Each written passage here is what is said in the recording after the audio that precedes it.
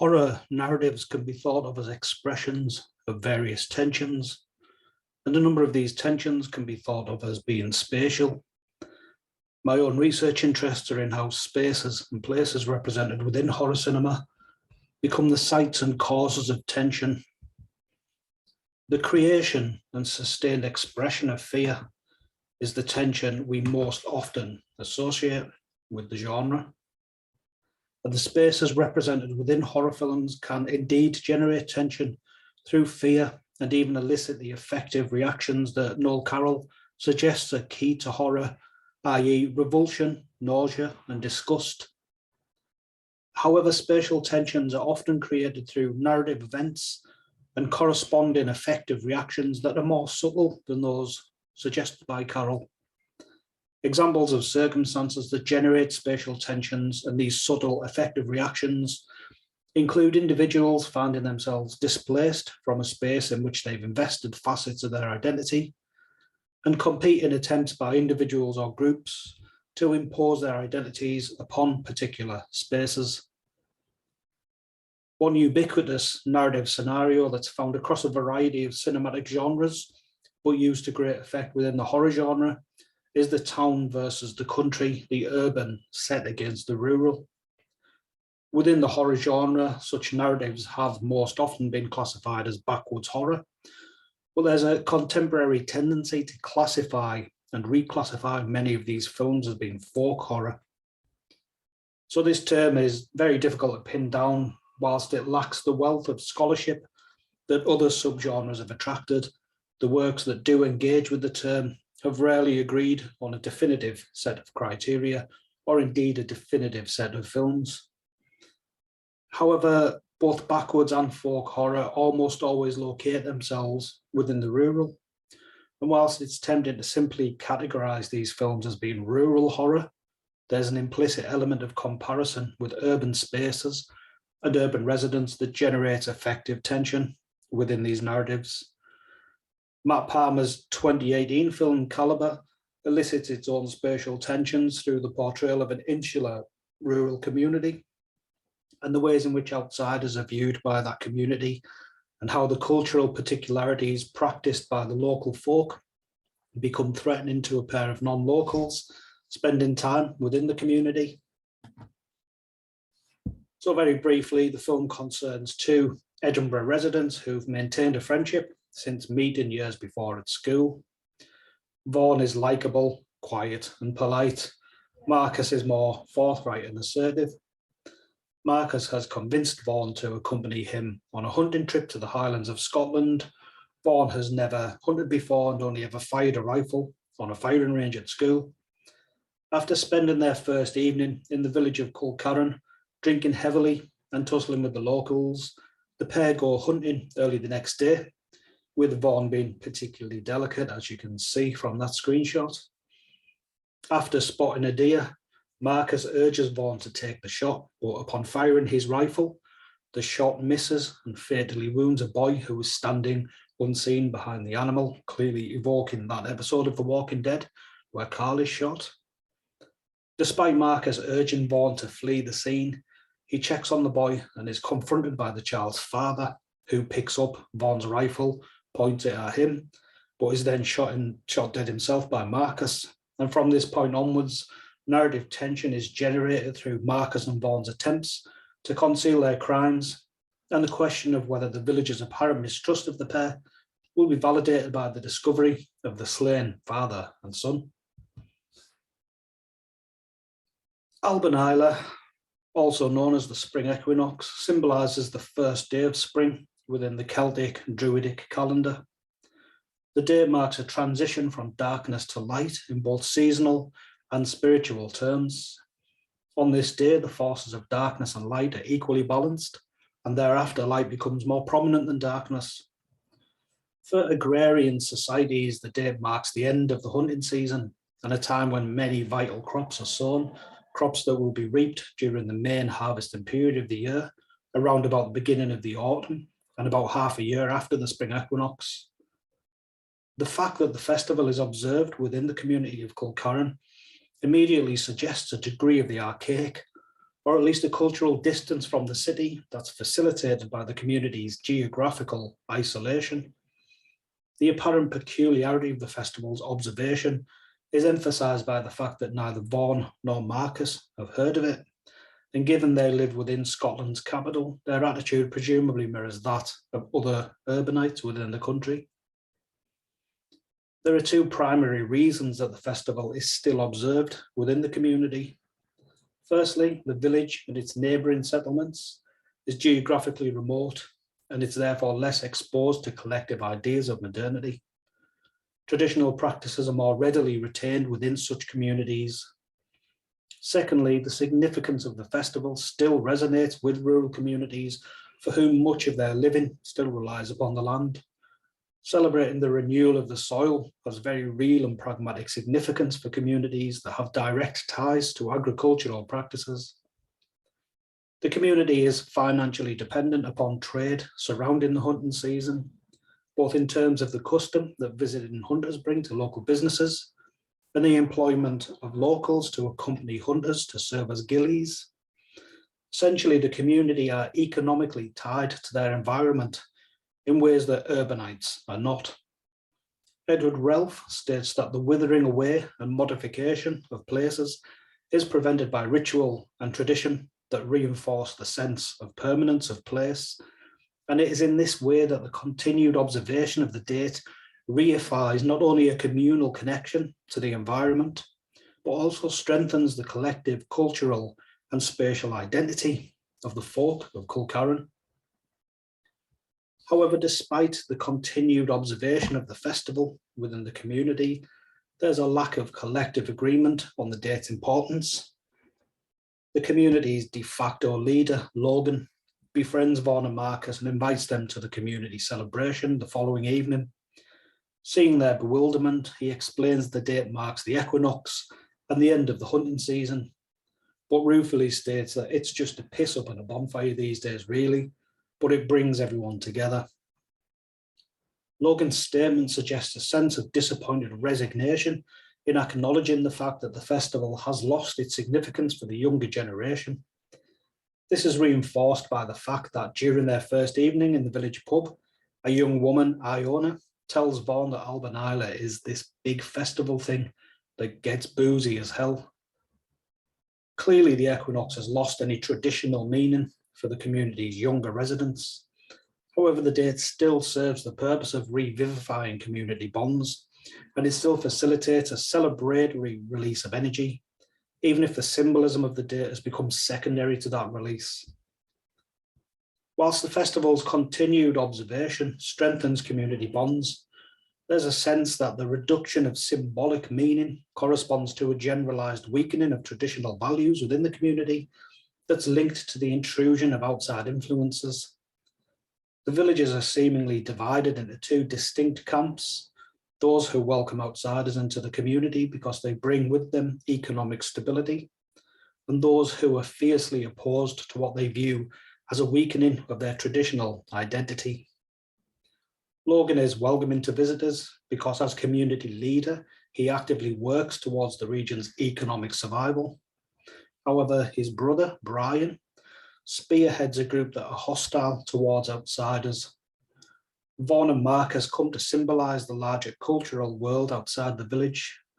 During their first evening in Culcairn, they visit the pub where they binge drink, behave in a raucous way, and flirt with two local women. This behaviour isn't necessarily alien to the community, but when expressed by outsiders, it begins to irk some of the locals. One young man, apparently angry that the outsiders have attracted the attention of the young women, aggressively approaches Vaughan before Marcus intervenes, offering an aggressive response of his own. Even the welcoming Logan feels it necessary to advise Vaughan to keep an eye on your friend. So essentially, the presence of Vaughan and Marcus challenges the stability of the local dynamics, and the men largely respond in ways that are markedly territorial. Whether Calibre can be categorised as folk horror depends on what we understand folk horror to be. Attempting to answer that question, Andy Pasiarek, author of the Folk Horror Revival Field Studies, has suggested that there appears to be a folk ambience and aesthetic that more often can be felt intuitively rather than defined logically. Whilst this statement is subjectively insightful, there have been attempts to more definitively pin down some aesthetic and narrative characteristics that mark particular cultural artifacts as folk horror. The films that comprise a generally agreed upon corpus very often generate tensions via geographical and cultural separation. Often there's a marked distinction between urban and rural attitudes, with geographical distance fostering localized cultural practices that are portrayed as being at odds with a generalized idea of morality. Adam Scovell has produced the most definitive exploration of folk horror so far, Folk Horror, Hours Dreadful and Things Strange, within which he suggests that one of the key characteristics of folk horror narratives is the way in which the landscape must in some way isolate a key body of characters, whether it be just a handful of individuals or a small-scale community. Visitors to remote communities find themselves amidst a cultural clash of beliefs and situations that are made more tense by the fact that geographical isolation negates the possibility of seeking help from the authorities once those situations become threatening. The spatial isolation found within Calibre, however, is as threatening to the residents of Culcairn as it is to its visitors. It's this isolation that ensures the members of the community have fewer opportunities to find work, given the locality provides a very finite set of economic opportunities. As Woods suggests, rural localities today are tied into networks centred on urban sites of economic, political and cultural power, and it's the reality of this need to expand the spatial boundaries of the village in order to economically prosper that irritates Brian and the other villagers that share his parochial views. During a tirade in the pub, Brian says the community need to look out for themselves like folk used to. His position is idealistic and entirely untenable, given the community are unable to find economic stability without the financial support that visitors from larger communities bring. Logan, after learning that Marcus works in finance, expresses a desire to attract some outside investment, and Brian derides this idea when he dismissively says begging to city twats like this. What Brian fears in accepting economic support from outside of the community is that any capital injected into Culcairn will entail a relinquishing of authority and autonomy, an exchange that will diminish the cultural authenticity of the community. Ralph suggests that the relationship between community and place is indeed a very powerful one, in which each reinforces the identity of the other, and in which the landscape is very much an expression of communally held beliefs and values and of interpersonal involvements. It is within this context understandable that Brian fears economic investment will bring spatial changes, and given how deeply the community are tied to their particular place, those spatial changes will, he fears, become social and cultural changes. His fears are not entirely unfounded, given the opening of a large country club has diverted much of the vital trade away from Culcairn, contributing profoundly to their economic slump. Scovell suggests that within folk horror narratives, the halting of social progress can have a number of names, but for the sake of simplicity, it's best to refer to it as skewed. Folklore, superstition, even to some extent religion, form through this very physical but also psychical isolation. Calibre's gesture towards folklore and superstition is in fact perfunctory. Within a film like The Wicker Man, the belief system observed on Summer Isle fundamentally informs the community's social structure. Whilst the Alvan Eiler festival would seem to suggest an element of the arcane that's usually found within folk horror, its observation or lack thereof is not a driving element. Rather, its symbolic presence within the film serves to exemplify the two opposing social-cultural stances found within the community. On one hand, there's an attitude of steadfastly resenting the intrusion of outside influence upon the village. On the other, there's one that acknowledges the need to embrace wider ideas of community and modernity. It's the balancing of these two internal notions that aligns the narrative with the concept of Alvan Eiler, The festival signifies the transition from winter to spring and the corresponding renewal of the land. On the day of the festival, day and night are of equal length because the forces of darkness, death, and light, life, are in equilibrium. Similarly, the two opposing spatial views within the community seem to be equally, if antagonistically, balanced. Significant tension is elicited when one of these viewpoints threatens to subsume the other. It's entirely appropriate that this stability is tested during the course of the day of the festival. After the shooting of the father and son in the forest, Marcus and Vaughan return during the early hours of the morning of Alvan Eiler to bury the bodies. The rest of that day generates incredible tension as the pair attempt to behave in ways that will not arouse suspicion. For Vaughan, this is particularly difficult as he's largely unable to conceal the effects of shock resulting from the fact that he's shot a child. During the evening's celebratory gathering, Logan asks Marcus and Vaughan to help search for the missing father and son, who are actually Logan's brother-in-law and nephew, and the pair naturally agree. This search, assisted by a dog, inevitably results in the bodies being found, prompting Marcus and Vaughan to attempt to flee. Vaughan is immediately apprehended and taken to a farm on the outskirts of the community, where Brian demands that he be summarily executed, whilst Logan, although understandably deeply shocked, urges his clique of community leaders to remain level-headed. As Brian urges Logan to allow him to kill Vaughan, Logan replies, "People know they came here, his wife for a start. Now, if we kill them, this place will be riddled with police in no time. And I'm not talking local ones, I'm talking real police." This emphasis that Logan places on the term real reveals the fact that the community adhere to an authority that, as far as possible, is self-governing.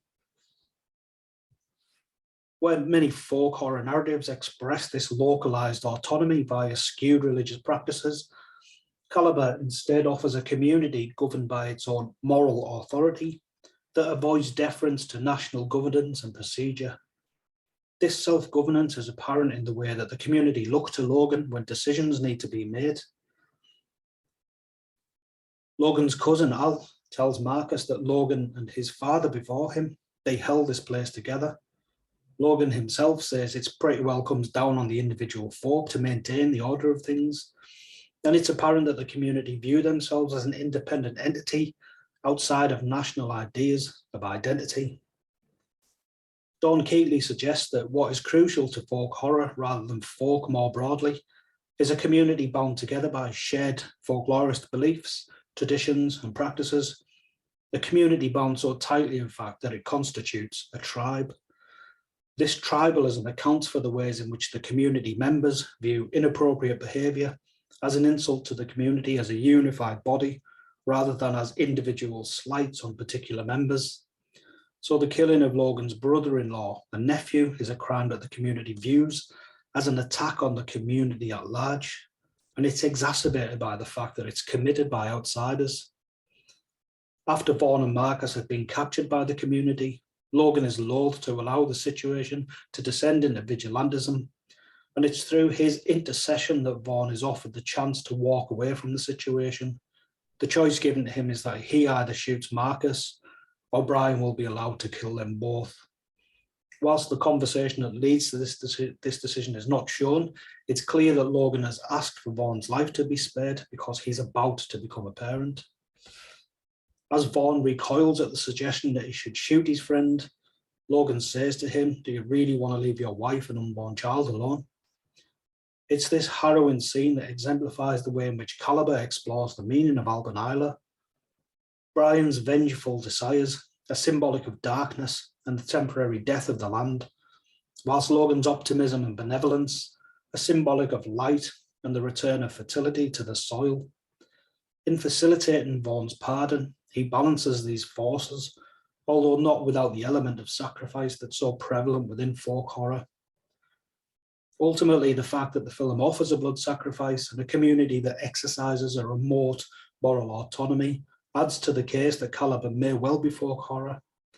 However, the minimal importance of archaic beliefs pulls the narrative away from traditional folk horror elements and ensures the question of whether or not Calibre is indeed folk horror is, as stated earlier, entirely dependent on what we subjectively believe folk horror to be.